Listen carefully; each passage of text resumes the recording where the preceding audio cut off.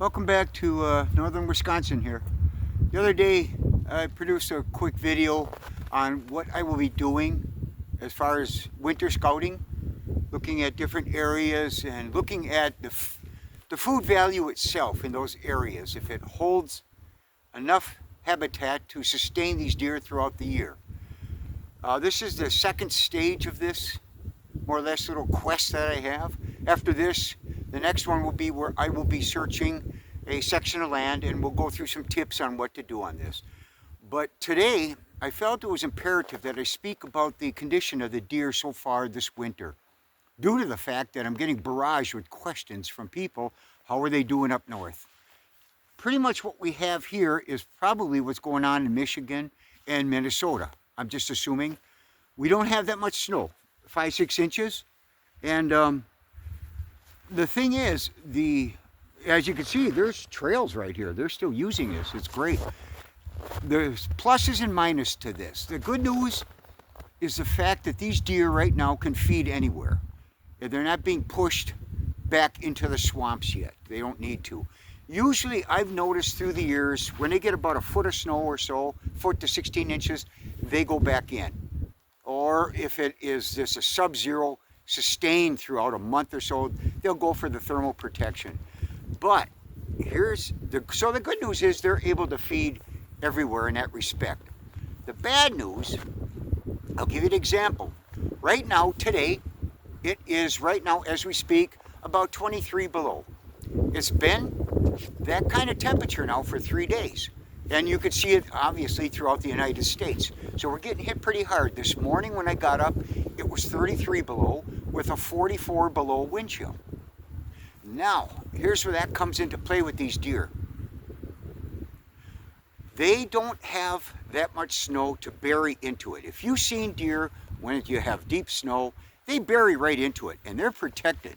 Thermally, they're somewhat protected from the wind coming across. They can bury right in. So they don't have that right now. They really don't. So they're just laying there. Maybe they can burrow into the brush or behind the trees, but they don't have that protection right now as we speak. And yet they're out here where they normally feed throughout the season. So that's a little tough on them. And what takes place, guys, maybe a lot of you do know this already, but when it gets down to a certain point in temperature, we regulate it up in the northern states with a severity index. 18 inches of snow or deeper with a 0 degrees for the day itself, they add points. There's one thing that really isn't documented that much that I look at a lot, and that's wind chill. How do you document wind chill? You know, I don't know what they do for numbers in that respect. The point is, an animal, just like a human, what happens when you get beyond that point and you're cold? You start shivering. And this is what takes place when you get 44 below wind chill, and these guys only have a couple inches of snow to lay in, they're shivering. What happens when they shiver? You burn calories. They need as much calories as they need for the whole winter. Now the point is, they have your white, if you ever butcher deer, you see that white fat.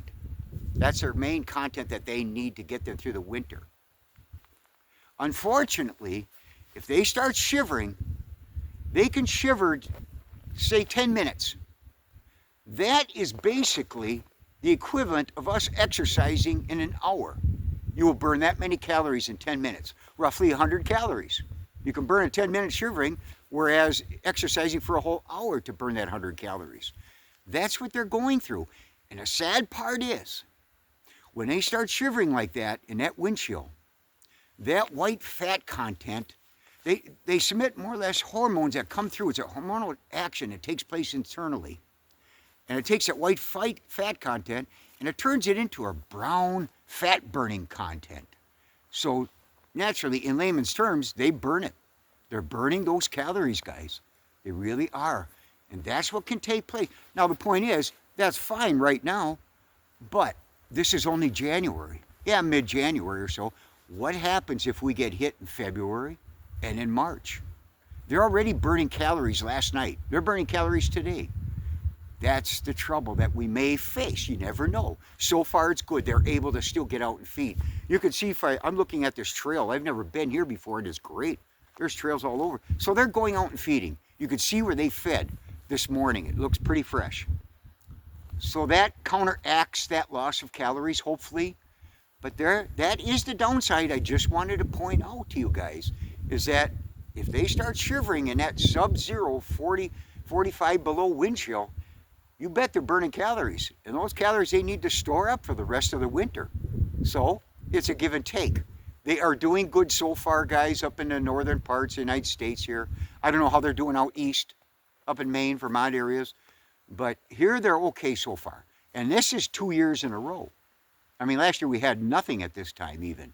That's 2 years back to back. So hopefully fawn production should be good. And another plus in that respect is predators. They can escape a lot faster, a lot easier in this kind of conditions. They can run a lot faster right now eluding those predators, you know, versus when there's 2 feet of snow, big time. So there's a lot of pluses going on right now. So basically, that's the quick update I have right now. So what we're gonna do, this is it for now, and I'm gonna follow up with another video, and we're gonna take it from here. We got snow coming in, so maybe I can go out, it's gonna warm up. We're gonna go scouting around, take a section of land, and see if it produces enough requirements to fulfill the deer to stay for the entire year. That's what I wanna point out to you guys. Okay, so that's the update here in the northern Wisconsin for now. Take care.